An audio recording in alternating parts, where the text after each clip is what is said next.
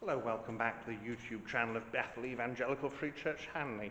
I'm Pastor Gervais Charnley. This is another historic church in Leicestershire. This is the church at Knipton, spelled with a K, and it's one of the churches that's associated with the estate of Belvoir Castle, the estate of the Dukes of Rutland. So there are memorials around here that relate to that family, but also to, and indeed particularly, families who served them in various capacities. This building is originally medieval.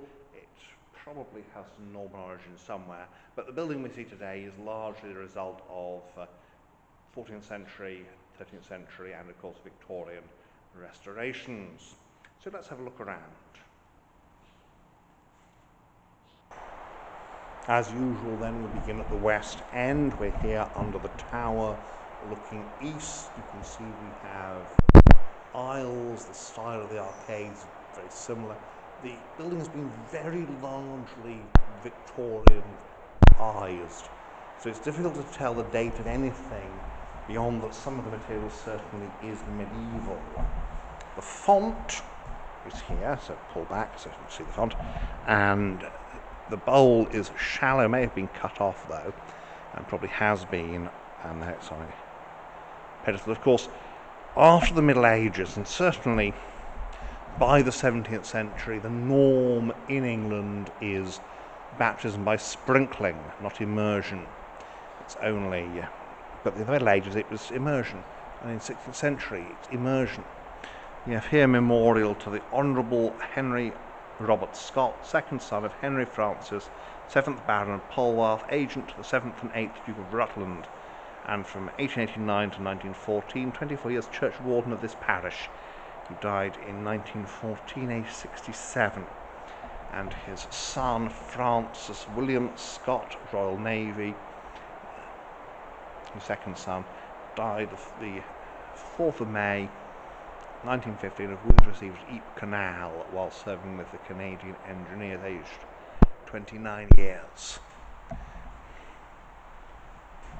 Agent, of course, is a fairly important position, hence the son of a nobleman being the agent to the son of another nobleman. Here we have William Chester gave the yearly revenue of £3 to be paid on the 10th of December to the poor of this town forever. Only 2 Bibles of 7 shillings price given out of the £3 to 2 poor children.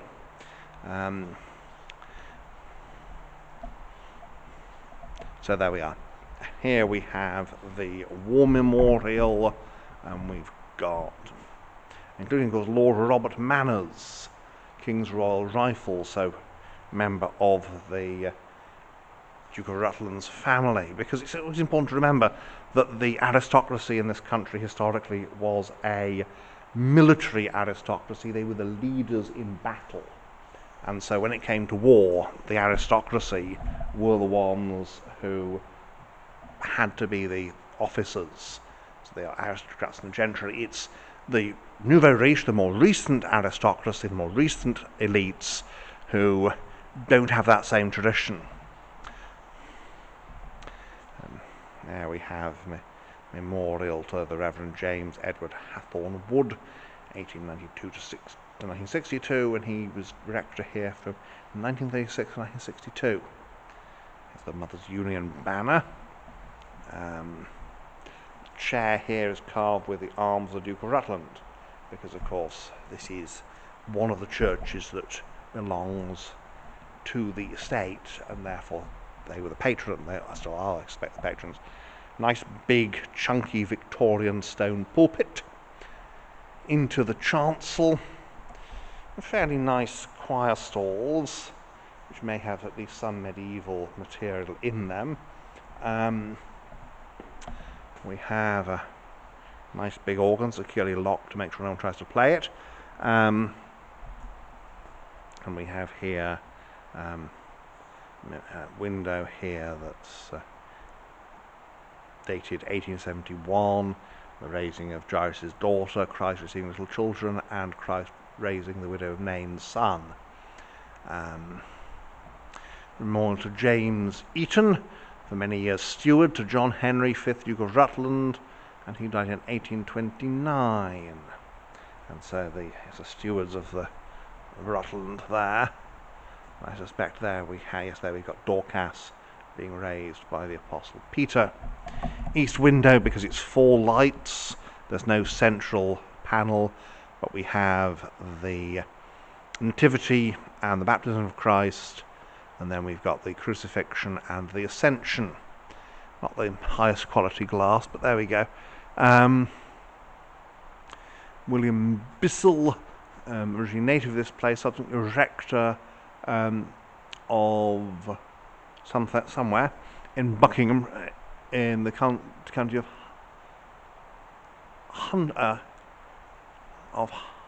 Huntington. For many years, vicar of Whissendene in Rutland. And we've got the Reverend George Turner, A.M., Artis Magister, 36 years rector of this parish, died 5th April 1786 in the 62nd year of his age. So that's that.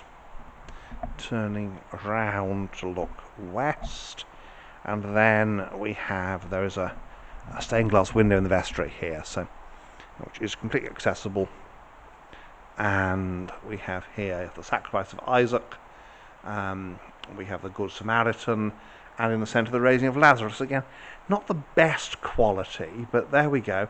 This is a Rutland memorial, and it is after all shoved off here in the vestry as though someone went, this is decaying and we thought it shouldn't be. But that then is the interior here, Knipton, and back into the chancel. So there we have the inside. Let's have a look around the outside now. And so here we are outside at Knipton. You can see here one of the main features here is this tower. We just had this extra bit plonked on the top, and Norman tower, 15th century or 14th, 15th century bit plonked on the top. So it's big rather than grand, but it's an interesting building. So we'll have a bit of a look around the outside and then conclude. So here we have the south side, and you can just see on the east face of the tower the former roof line, where it's all been brought down to that fashionable 15th century low pitched roof, and you can see that that top bit is limestone, whereas the rest is mostly made of ironstone. The priest's door there, the doors are open for ventilation on what is after all a nice sunny day, and you can see you've got that little bit that sticks out there, which may originally have been a rood stair, but is now behind the pulpit.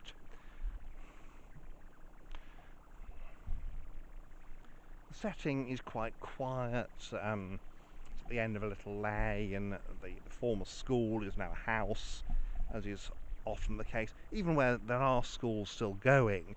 And here we have some more connections with the Duke of Rutland, the memorial to Mrs. Anne Goosey, wife of Thomas Goosey. She died in 1837, aged 50, and then her husband Thomas was many years huntsman to His Grace the Duke of Rutland. So again, in the service of the big house family, because when you come to these big houses like Belvoir Castle, and these big families like the Dukes of Rutland, they've got big estates and multiple villages on the estates, and the folk living in the villages are all employed, well, are most of them employed in some way on the estate, either farm workers or, in this case, huntsmen, or doing other things. And in this village, the big